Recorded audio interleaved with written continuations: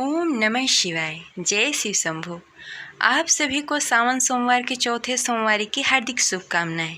आज सुनेंगे सावन सोमवार व्रत कथा, तो प्रेम से बोलिए जय शिव शंभु, हर हर महादेव।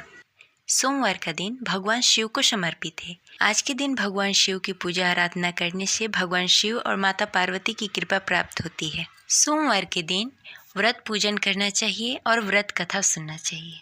तो चलिए सुनते हैं सोमवार व्रत कथा। कथा शुरू करने से पहले कमेंट बॉक्स में लिखें हर हर महादेव। प्राचीन समय की बात है।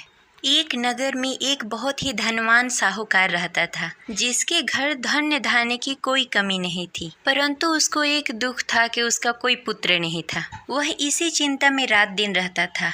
वह पुत्र कामना के लिए प्रतिदिन सोमवार को शिव जी का व्रत और पूजा किया करता था तथा संध्या काल को शिव मंदिर में जाकर शिवलिंग के सामने दीपक जलाया करता था। उसकी इस भक्ति भाव को देखकर एक समय श्री पार्वती जी ने शिव जी से कहा कि हे प्रभु, यह साहूकार आपका बहुत ही अनन्य भक्त है और सदैव आपका व्रत और पूजन बड़ी ही श्रद्धा के साथ करता है। इसकी मनोकामना पूर्ण करनी चाहिए। शिव जी ने कहा, हे पार्वती, यह संसार का कर्म क्षेत्र है। जैसे किसान खेत में जैसा बीज डालता है वैसा ही फल काटता है, इसी प्रकार इस दुनिया में जो जैसा कर्म करता है वैसा ही फल पाता है। पार्वती जी ने अत्यंत आग्रह से कहा, हे प्रभु, जब वह आपका अनन्य भक्त है, उसको अगर किसी प्रकार का दुख है तो आपको अवश्य ही उसका दुख दूर करना चाहिए, क्योंकि आप सदैव अपने भक्तों पर दया करते हैं, उसके दुख को दूर करते हैं। यदि आप ऐसा नहीं करेंगे तो कोई मनुष्य आपकी सेवा और व्रत क्यों करे? पार्वती जी का ऐसा आग्रह देख शिव जी ने कहा, हे पार्वती, इसका कोई पुत्र नहीं है, इसीलिए यह सदैव दुखी रहता है। इसके भाग्य में पुत्र न होने पर भी मैं इसको पुत्र प्राप्ति का वर देता हूँ, परंतु यह पुत्र केवल 16 वर्षों तक ही जीवित रहेगा। इसके पश्चात मृत्यु को प्राप्त हो जाएगा। इससे अधिक मैं और कुछ नहीं कर सकता। ये सभी बातें साहूकार सुन रहा था। इससे उसको न कोई प्रसन्नता हुई और न ही कोई दुख हुआ। वह पहले जैसा ही शिव जी का व्रत और पूजन करता रहा। कुछ काल व्यतीत होने के पश्चात साहूकार की पत्नी गर्भवती हुई और 10वें महीने उसने पुत्र को जन्म दिया। साहूकार के घर में बहुत ही खुशी मनाई गई, परंतु साहूकार उसके 16 साल की आयु जानकर कुछ अधिक प्रसन्न नहीं हुआ। यह बातें उसके घर वालों को मालूम नहीं था। विद्वान पंडितों ने उसका पुत्र का नाम अमर रखा। जब अमर 12 वर्ष का हुआ तो उसे शिक्षा प्राप्त करने के लिए काशी भेजने का निश्चय हुआ। व्यापारी ने अमर के मामा को बुलाया और कहा कि अमर को शिक्षा प्राप्त करने के लिए काशी छोड़ आओ। अमर अपने मामा के साथ शिक्षा प्राप्त करने के लिए चला गया। रास्ते में जहां अमर और उसके मामा विश्राम करने के लिए ठहरते, वहीं यज्ञ करते और ब्राह्मणों को भोजन कराते। लंबी यात्रा के बाद अमर और उसके मामा एक नगर में पहुंचे। उस नगर में राजा की कन्या के विवाह की खुशी में सभी नगर को सजाया गया था। निश्चित समय पे बारात आ गई, लेकिन वर का पिता अपने बेटे की एक आंख से काने होने के कारण बहुत चिंतित था। उसे इस बात का भय सता रहा था कि राजा को इस बात का पता न चले, कहीं वह विवाह से इनकार न कर दे, इससे उसकी बदनामी होगी। वर के पिता ने अमर को देखा। उसके मस्तिष्क में एक विचार आया। उसने सोचा, क्यों न इस लड़के को दूल्हा बनाकर राजकुमारी से विवाह करा दूं। विवाह के बाद उसको धन देकर विदा कर दूंगा और राजकुमारी को अपने नगर ले जाऊंगा। वर के पिता ने इसी संबंध में अमर और उसके मामा से बातें। अमर के मामा ने धन मिलने के लालच में वर के पिता की बातें मान ली। अमर को दूल्हे का वस्त्र पहनाकर राजकुमारी चंद्रिका से विवाह करा दिया। राजा ने बहुत सारा धन देकर राजकुमारी को विदा किया। अमर जब लौट रहा था तो सच नहीं छिपा सका और उसने राजकुमारी की ओढ़नी पर लिख दिया, राजकुमारी चंद्रिका, आपका विवाह मेरे साथ हुआ है। मैं काशी शिक्षा प्राप्त करने के लिए जा रहा हूँ। अब तुम्हें जिस नवयुवक की पत्नी बनना पड़ेगा वह काना है। जब राजकुमारी ने अपनी ओढ़नी पर लिखा हुआ पढ़ा तो उसके काने लड़के के साथ जाने से इनकार कर दिया।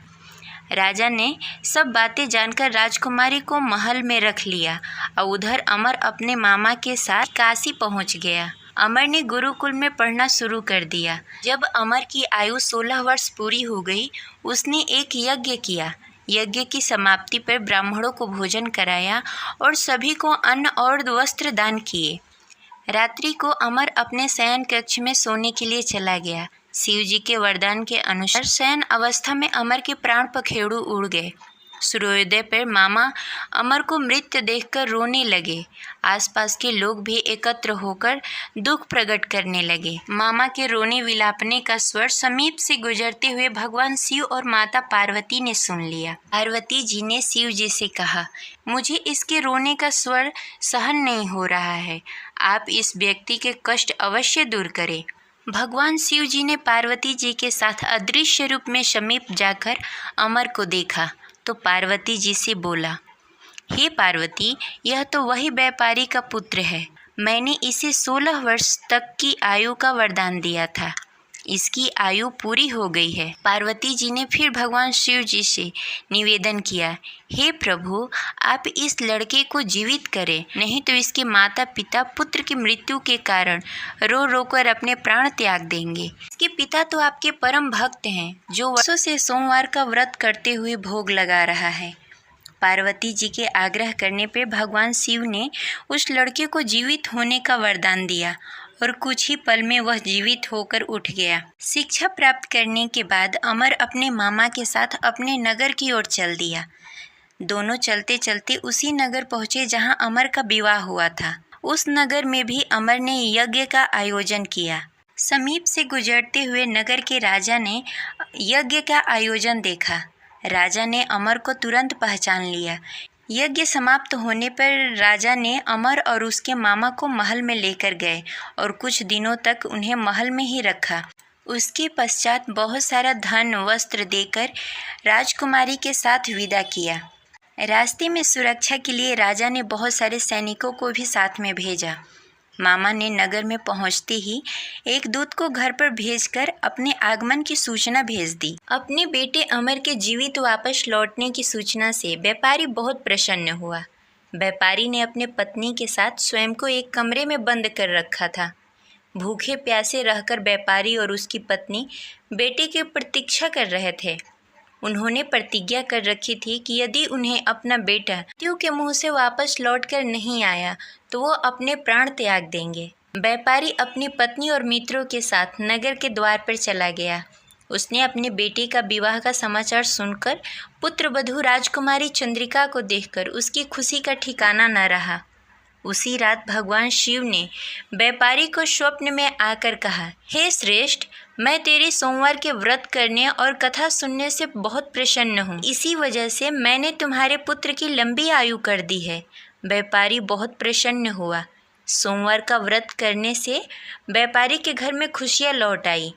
शास्त्रों में लिखा है कि जो भी स्त्री या पुरुष सोमवार का विधि विधान से व्रत करते हैं और कथा सुनते हैं, उनकी सभी इच्छाएं पूरी होती है। आशा करते हैं यह कथा आपको अच्छी लगी होगी। तो इस वीडियो को लाइक करें और ज़्यादा से ज़्यादा लोगों को शेयर करें। अगर आप इस चैनल पर नए हैं तो इसे सब्सक्राइब कर लें और बेल आइकन को भी प्रेस कर लें। मिलते हैं अगली वीडियो में, तब तक के लिए हर हर महादेव।